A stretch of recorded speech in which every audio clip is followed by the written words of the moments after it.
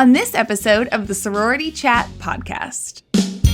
That's why I think the work that we do teaching just general social skills is so critical during recruitment, because a lot of these women are not getting that because, they've survived the pandemic and they're on devices and they don't know any different. This is how they've been raised. And so just teaching them some good social and life skills is really a practical aspect of recruitment too. Hey y'all, and welcome to Sorority Chat. I'm Liz Toombs, a designer and sorority alum who's obsessed with all things Greek life. My mission? To bring you real conversations, smart insights, and fun stories that help make sorority living even better. So grab your favorite beverage, get comfy, and let's chat. Welcome back to Sorority Chat, friends. Joining me today is Heather Adams. She is the founder and CEO of Choice Media and Communications. And on top of that, she is a 25-plus year recruitment advisor for AOPI at schools like Alabama, Georgia, Arkansas, and Ole Miss. Hey, Heather. Hey, Liz. Thanks so much for having me. Well, thanks for making time to join me. I know you're in the midst of recruitment season and working with chapters, so you're a busy lady. Yes, we are in the midst of work week and recruitment season across the country, and so it's an exciting and fun time. Yeah, well, I'm excited to have you on and just talk more about the things that you do working with the chapters and the women on stuff like leadership and confidence and all of those good things. But I would love to start at the beginning of your story with AOPI and tell us more about what drew you there and just what that journey was like for you. Yeah, so in 1994, I went through recruitment at the University of Georgia and pledged AOPI. And, for me, I was the first woman in my family to go to college. So I didn't have any kind of history or experience or exposure to Greek life prior to me going to Georgia. And so when I went through, I didn't know what to like, what not to like, what to do, what not to do, what to wear, what not to wear, all the things that everybody's, thinking about these days. I just went through because I wanted Athens to feel smaller. And Georgia is a really big campus, and I was away from home for the very first time. And I just wanted a great group of friends. And that's what I had heard, the sorority experience would provide. And so I was really drawn to AOPI because of the women that I met there and the relationships that I've built and formed that are still here 31 years later. Great friendships that I have. I really learned from AOPI what it meant to have deep and meaningful friendships. But so when I went through recruitment, I was only thinking about the 4 years when I was in Athens. I wasn't thinking about all these years later as an alum. And I have gotten so much more out of the sorority experience as an alumni than I ever even imagined possible as an active. Isn't that wild? You're not the only one. And there's nobody at 18, 19 years old walking through those doors thinking much beyond like this semester and maybe 4 years. You have no idea the way that it impacts you. And I completely relate to what you were saying about you wanted to make Athens feel smaller and have a more intimate experience, because that's exactly how I felt at Kentucky. I just think when women are going through recruitment, they are thinking about, the years that they're a college student. What girls can I be friends with? What events can I go to? What can I get involved in on campus? What fraternity boys can I meet? Like that, that's their mentality, right? Yeah. And it was mine too, so I understand it. But 31 years later, I'm just like, the sorority experience provides so much more than just that. And so when people say to me, so you were an AOPI, right? And I'm like, I am an AOPI. It's not were. It's not past tense. It's over with when you graduate from college. No, that's very true. And it's just a small tweak in the verbiage, but it has big, deeper meaning. So talk a little bit about when you're working with these chapters to like to bring in PNMs and to recruit for their chapters, like how do you see their leadership skills developing, and how are you mentoring and leading these young women as they're going through that process? Well, what I love about the recruitment experience on both sides, on the potential new members side and on the sorority woman's side, is it provides such exceptional opportunity to learn life skills. I have so many women who come back years later and say, I was just at a wedding the other day and I thought about you because my husband and I didn't know anyone, but I knew how to work the room at the wedding because of what I learned from you during recruitment. Or, years later, they'll say in their professional career, recruitment, prepared them so much for interviews and advocating for themselves and leading and managing a team and time management skills. And all of those things are things that they learn through the process of recruitment. Mm-hmm. And I think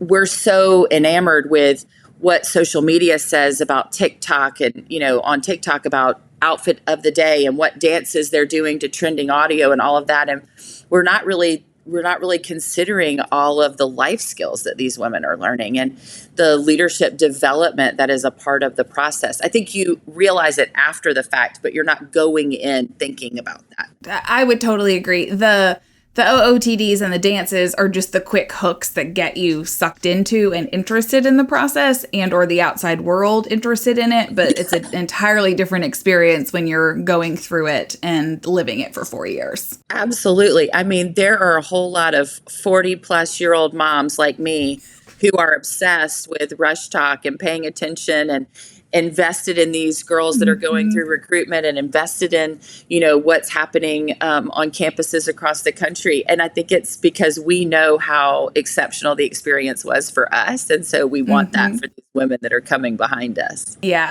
I totally agree. So you were talking about somebody who said they learned skills from you and they applied that at a wedding. What are some of the approaches that you take in teaching these women skills and trying to mentor them and coach them through things? Well, of course, Liz, there's a lot of what I call logistics that they're learning, right? Uh-huh. Like, here's how you walk to the door and pick a girl up, and here's how you introduce yourself when you walk her to this section of the house, and then we're going to have this program and, all of that stuff. There are those details that I call logistics. That to me is so minute in the grand scheme of things when it comes to recruitment. For me, the number one responsibility that I have is to empower women to step into their confidence and to be the best version of themselves and to polish that up. And to learn how to, step into that confidence is really something that I think sets them up to be successful walking through the recruitment experience, whether it's on the PNM side or it's on the sorority side. Yeah, I agree. So talking about confidence, do you have any advice that you would give women on how to, like, quote, sell themselves in a new situation or let people get to know them? Maybe sell themselves was not the right thing to say, but let folks see them and who they are and kind of be authentic as they're forming these new relationships. Yeah, I think for me, and I share this, no matter the chapter that I'm at, but you have something that makes you feel like the best version of you. I'll tell you a quick story. When I was in high school and I went to my senior prom, I wore a red prom dress and I had my hair and makeup done. And the woman that did my makeup said, you've got to have a red lip. You have dark hair, you have light eyes, you're wearing a red dress. You have to have a red lip. It's going to look fabulous on you. And I was 18 years old and I was like, I don't know if I should be wearing a red lip in 1994. And she put it on me and when she finished my makeup and she turned me to the mirror and I looked at myself in the mirror and I was like, there she is. There she is. Like, I felt so beautiful. I felt like such a confident, beautiful, strong version of myself. And so to this day, at 49 years old, I wear a bold red lip almost every single day of my life because it makes me feel like a confident Heather. When I'm meeting with a client that I'm trying to convince to do work with choice, when I'm, at the Today Show with a client, when I'm standing in front of a chapter full of, college women, I want to feel like a confident Heather. And so what I tell our women is, I want you to figure out what that red lip is for you. What is that red lip thing that makes you feel like the best version of you? For some women, it's a great skincare regimen. For other women, it's wearing heels. For other women, it's doing a devotion in the morning while they're getting ready or listening to great music to set the tone for the day. It's so different depending on the woman. Other women, it's like getting a lot of rest or drinking a ton of water. Everybody has something that makes them feel like the best version of themselves. And I want them to figure out what that is. And I want them to step into that because they will walk into a room differently if they feel like the best version of themselves, if they feel prepared, if they feel like they're exuding this energy, this vibe of confidence. And so really helping every woman to discover that and then advocate for herself as she steps into it is really my most important job as an advisor. I love that. I love your story of the bold red lip and how that came. But then even more than that, I like that you explained how it could be different for everyone and gave examples of that, because that was going to be one of my questions was how does that show up in other ways for other people? Yeah. That's great. I appreciate you sharing all of that. Of course. Okay, so with that in mind, in the world of social media, everybody's comparing themselves to everyone else. And, you're comparing a highlight reel to your innermost thoughts. So how does kind of having that confidence or that one thing that helps you step into the confidence translate into cutting out the noise that you're getting on social media and trying to not pay attention? Well, I think social media has a place, right? And it's fun for these women to show off their outfit or to dance together or to capture. I mean, it honestly breaks up on the sorority side. It breaks up a lot of practice during work week. And it's fun for those women to, capture that content and to be creating it to trending audio or whatever. So I don't want to shortchange that. I think that social media, has its place. But I think where we go wrong is we are so worried about what other people are doing. We're looking side to side and we're comparing. Oh, my skirt's not as cute as her skirt, or her views got more views than mine did, or, this went viral and mine has, got 3 people that have looked at it. Like there's this comparison game. And I think that's where we make a mistake. For me, each woman has to do what is right for her. When she is going through the recruitment process, it's a mutual selection process. She's deciding which places she likes and wants to go back to. And the sorority women are doing the same thing on their end. And at the end of the day, you're trying to match up values, right? But what I tell women on both sides of the equation is people join people. And so if I'm on the sorority side and I'm coaching you, you can brag all day long about all these awards that you've won and how many activities you're involved in on campus and what your GPA is and what socials and formals and things you have. But if they don't like you, they're not going to want to be in your organization, right? Yep. It's the same thing on the P&M side. When a P&M is going through, if she feels like she has to put on a show, if she feels like she has to be this TikTok version of herself and she can't show up authentically and honestly, then the kinds of people she's showing up for, she's not going to have a connection with because she's not being her truest self.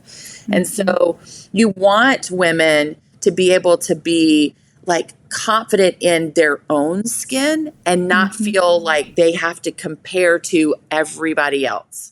Yeah, no, that's very true. There's so much about what you're saying that I'm starting to really connect the dots and see how your business with communication and is it PR type work that you're doing? We do marketing, PR, brand strategy for female entrepreneurs. So yes. So like, wow, talk about a dovetail of how all of that is translating over to, you're just a great expert to be talking to these younger women and really helping them equip themselves with information that will benefit them as they go through college and beyond. Absolutely. So talk a little bit about what you do with your work. I understand like you work with authors, business owners. Talk more about that for a minute. Sure. So I've been a publicist for 30 years. And, my job has always been to get clients on the Today Show, in People magazine, in the New York Times, to secure media coverage for them. Well, 11 years ago, I started my own business, which is Choice. And the hallmark that I was known for was serving females predominantly. And Mm-hmm. so I have an all-female team, and our job is to amplify female voices, thought leaders, Mm-hmm. change agents, entrepreneurs, women in business, women who have some kind of message that we know if we can get it in front of the right audience, they will connect with it. So they could be in the Mm-hmm. health and wellness space. They could be in food or hospitality. They could be an athlete or celebrity who's on television. And I really cut my teeth in the publicity world working at two different big five publishing houses. And so I've worked with more than 150 New York Times bestsellers. And so I've helped launch a lot of authors. And so we still work with a lot of authors. But my job is to amplify female voices. And I take that message professionally and I just pass the baton backward to these women who are either going through the recruitment experience or in college in the sorority, because my whole goal is for them to learn earlier than we did, right? I don't want it to take Agreed. to their 40s for them to figure this out. I would love for them to figure this out in their 20s. And so Mm-hmm. it's such a gift to be able to, across the board, regardless of generation, be able to pour into women and help them realize how they can be, their most authentic, genuine self, but also empowered and advocating for themselves and advocating for other women. I think Mm-hmm. as women, so often we're conditioned to believe we have to take other women down to advance. And I certainly learned that in my professional career. And I realized after years of doing that, you know what, if I would link arms with these women, we would get so much further together than we do individually. But it was a hard lesson, learned. And so my goal Mm-hmm. is let's teach these women coming behind us a lot sooner. Yeah, I feel the same way. I love to mentor within my business, whether it's folks working within the company or just things outside of the business, back with Alpha Gam or people that want to get into design. So I really, that message resonates with me because that's been my attitude is if I had known a little bit sooner, maybe I could have done a little bit better, or hey, avoid the mistakes that I made, or here's what I learned, and just pass it on. That's right. Unfortunately, we had to learn the hard way, and I want these women to learn instead of making the mistakes I did. Yeah, I agree. And I think each generation has its own set of challenges. In one way, it was positive that we didn't have social media. There was a lot more interpersonal interaction, but then at the same time, we didn't always have access to information as quickly or abundantly. Now it's the flip side. They can get a hold of information all over the place, and it's great for us to connect with them. But then there's kind of a missing link with the social in-person aspect. So it's very interesting to watch the changes. That's why I think the work that we do teaching just general social skills is so Mm-hmm. critical during recruitment, because a lot of these women are not getting that because, they've survived the pandemic and they're on devices and they don't know any different. This is how they've been raised. And so just teaching them some good social and life skills is really a practical aspect of recruitment too. Yeah, I agree. Now, I know that you're a boy mom, so you don't have daughters. How do you teach your boys this stuff too? Do you come home and guide them on this? It's 100% critical that I raise men who are allies for women, right? Okay. And so when my boys were each 5 years old, and they're now 18 and 16, when they were 5 years old, I started dating my boys once a month, each boy. And I initially started it out, Liz, to teach them manners. Here's how, you pick a girl up. Here's what happens when you take someone on a date and, you go out to a restaurant. I just wanted them to learn, how to be a gentleman, essentially. Yes. Yeah. And I wanted them to learn how to date before it was time for them to date. But what those dates turned into were so much more. And it really built this sweet and really deep connective relationship with my boys that now, as they're teenagers and my, oldest son is in college, I'm looking at them and the men that they've turned into. And, they don't think it's weird that their mom is a CEO.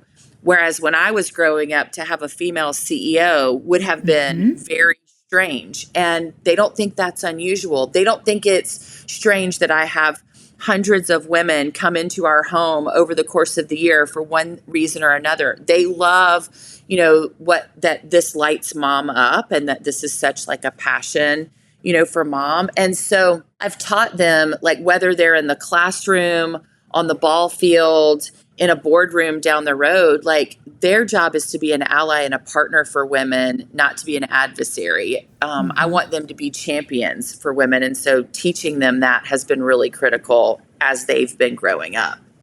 Yeah, I would say so. Well, kudos to you. I love that concept of the dating and the instilling that in them very early and exemplifying it for them. Yeah. I would say your husband probably is an advocate too in supporting this and a good role model of that. Oh my gosh. He is such a good backbone for me. He's like the security and safety. He's the calm to my storm. He is the one saying, you get out in front and I will stand back here and be the support system. And I love that my boys are seeing that modeled for them. He is the most invested, dedicated, loving dad. And so as our oldest has gone off to college, it's been really hard for my husband, because of the relationship that he has with our boys. And I love that my boys are also seeing a sentimental, tender side of a man and not thinking that that is something that's not acceptable, Yeah, absolutely. No, I agree with all of that. I think it's so great to just show the realities of things in normal life and not just,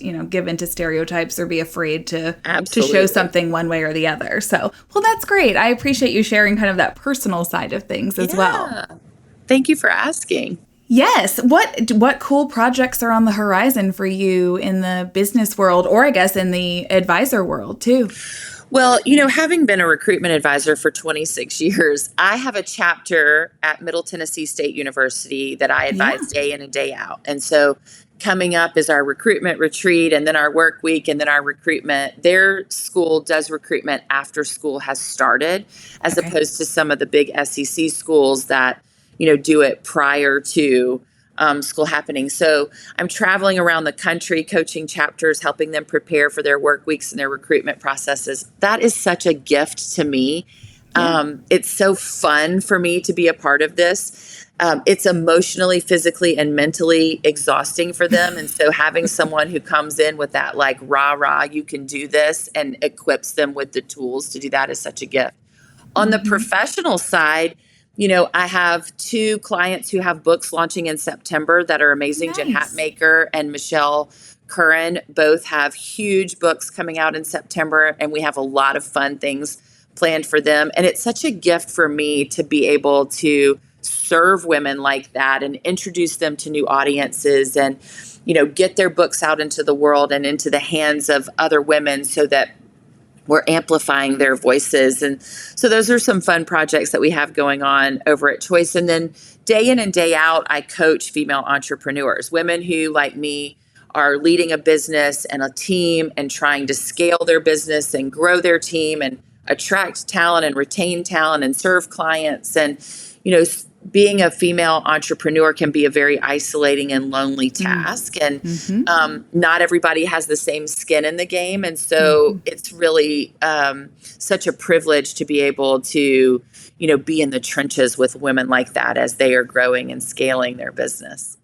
Yeah, your career is very much like mine in that every day or every project is different. And so I think that's what keeps it interesting. Would you agree? For sure. Yes. I mean, the variety of people that we serve and the strategy is different for this woman versus this one over here, and we're doing different work. But pouring into our team at Choice is also, so, I have an all-female team. And so I want for them to have a different culture, environment, and experience in the workplace. I want them to have that work-life dynamic be really healthy and not toxic. And I don't want that to just be lip service. I don't want it to just be something that we tout on social media or on our website.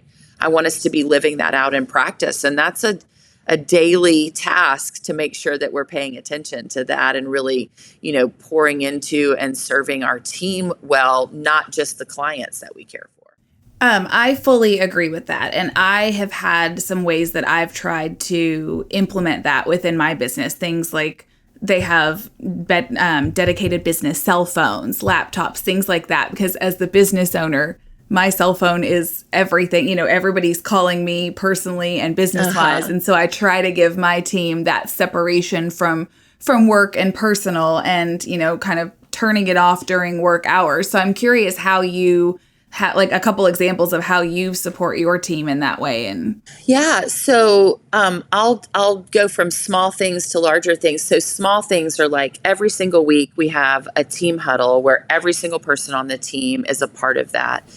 And it's just a quick check-in with everyone. But we start with gratitude and we end with celebration. So everyone starts with something that they're grateful for.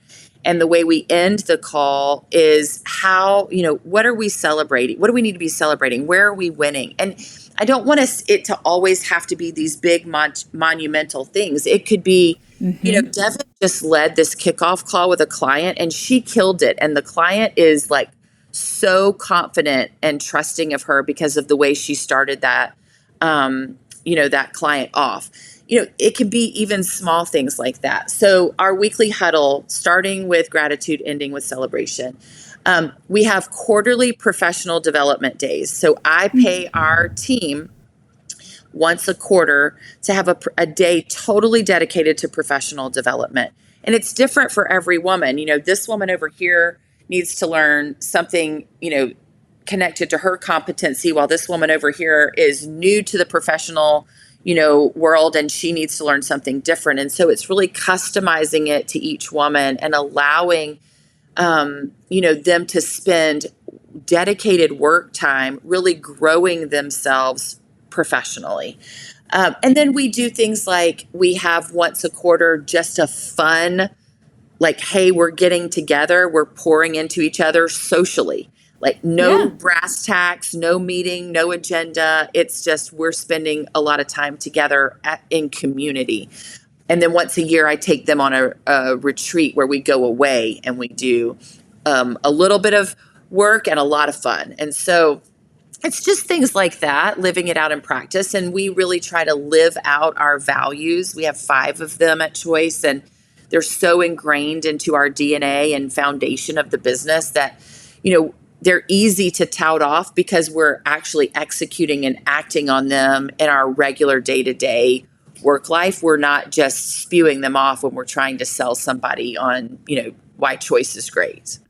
No, I love that. I really like that quarterly professional development and kind of tailoring it to your individual needs of the person. Yeah, so absolutely. Those are great. Those are really inspiring thoughts. And the reason I wanted to talk about it is because I just feel like sometimes people get lost in the shuffle and like in the churn of a business, whether it's a small business or a corporation. And so I think it's always great to hear what others are doing, because you made the point earlier about being a female entrepreneur. It's very isolating at times. It is. You don't always have the folks around you that can support you in the way you would in a larger company. And so I like that we got to talk a little bit about that. Absolutely. Yes. Thanks for asking about it. So a little bit back in the conversation, you were talking about some of the differences of the timing of recruitment. SEC schools tend to do it pre-classes starting. You were talking about MTSU doing it post-classes starting. I would love your perspective as a recruitment advisor on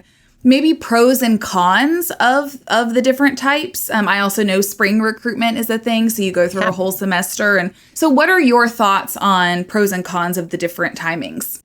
Well, I think it has to be determined campus to campus because of the culture on that campus. So big SEC schools that have 1,500 to 2,200 women going through recruitment that don't have any challenges getting women to sign up, you know, they can accommodate and have women move in early, and, you know, they're not disrupting the class schedule and all of that. Sense for those campuses to have it pre-recruitment. For a campus like MTSU that has a smaller Greek life, even though the university is really big, I mean, it's the biggest state school in Tennessee. Oh, wow. You know, even though there's a lot of students there, the Greek life is smaller and there aren't as many chapters on that campus. And so we need time once school has started to educate and advertise and market about Greek life so that there are opportunities for more women to go through the process. I think for me, it really depends campus to campus on the culture of that campus and how widely Greek life is, like who all's involved in it and how widely it's promoted and what the size of it is on that respective campus. I will say that deferred recruitment is, there are a lot of like Indiana University does deferred recruitment. University of Michigan does deferred recruitment. Vanderbilt does deferred recruitment. There are a lot that wait until the second semester, and they do that so that in the fall, the woman who's just moving to campus, just figuring it out, away from home for the first time, is not having to worry about that on top of, where do I go for my chemistry lab? So I think, again, campus to campus, culture to culture, it really depends. But what we are seeing across the board is so many women are coming in with more hours as a freshman. So they've done dual enrollment when they were in high school, or they've taken a lot of AP classes. And so they're coming in with college credit. And so it doesn't matter the area of the country that or what school you're talking about. We're seeing a lot of women graduating in December, and that is becoming a more popular time. Instead of waiting all the way to May, they're done. They've fulfilled their obligations and they can graduate. And so they're graduating a semester early. There's still a ton of people graduating in May, but it's becoming more popular. And so these chapters are losing a lot of women when they go away for the holidays because they've graduated and they're not coming back in January. And so COB has become a much more prominent practice, whereas when I was in school, COB was very uncommon and it wasn't as popular. And we're seeing now chapters across the country, no matter the strength of the chapter or the size of the chapter or the campus, that COB is becoming a lot more popular, and it's happening more frequently in fall and in spring, not just in spring. Yeah, it is so interesting. And I appreciate you highlighting chapter culture or campus culture, guiding that, because I talk a lot about campus culture and chapter culture when I'm designing these facilities and trying to get a lot of information to understand that better, because we're not able to design the right kind of space if we don't have a grasp on what that culture is. Absolutely. Yeah. And it depends on the area of the country you are. Oh, yeah. In significantly, and the size of the campus and the the characteristics and demographics of the student population too. Yeah, there are a lot of factors that vary how things go. Well, Heather, if you could give one final piece of advice to listeners, dealer's choice, what would it be? That you already have it within you. I would say that women in particular, we are so worried about the perception of others. We're so worried about comparing ourselves to other people that we forget we have everything we need within us already, and we are equipped. And so I think these women that think they have to look a certain way or act a certain way or be a part of a certain organization or have a certain title in their career or make a certain amount of money or live in a certain kind of house or have so many followers on social media, like whatever the pressures are that we as women face, I think at the end of the day, you have it all within you. You don't need to change yourself in order to be successful and to have a really beautiful life. I think that is the perfect ending. Cherry on top of your episode here. If people want to connect with you, Heather, what's the best way for them to do that? So my handles across all social media is just Heather Dixon Adams. And Dixon is spelled Dixon, Heather Dixon Adams. So TikTok, Instagram, Facebook, wherever you're trying to find me, that's a great place. And then my website for choice is choicemediacommunications.com if you're interested in connecting professionally. Perfect. We'll have all of that in the show notes as well. Again, Heather, thank you so much for making time to come on and share all of your wisdom with us. It's been a great chat with you. Absolutely, Liz. Such a privilege to be with you. Thank you so much.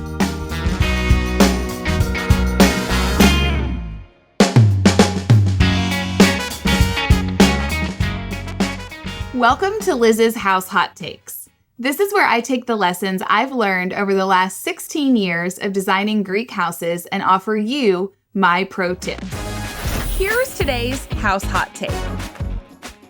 Art should enhance your space, not compete with it. Art is very personal, so it should reflect your house's vibe, not just fill up wall space. If the colors or subject matter fight with your palette in the room or make it feel more chaotic, it's time to change things up. Choose pieces that support the mood you're creating, whether that's calming, energizing, or sentimental. Good design and good art go hand in hand. Thanks for listening to another House Hot Take. For more inspiration, check out the PDR Interiors Instagram or TikTok. I'm Liz Toombs, and this is the Sorority Chat podcast. Catch you next time.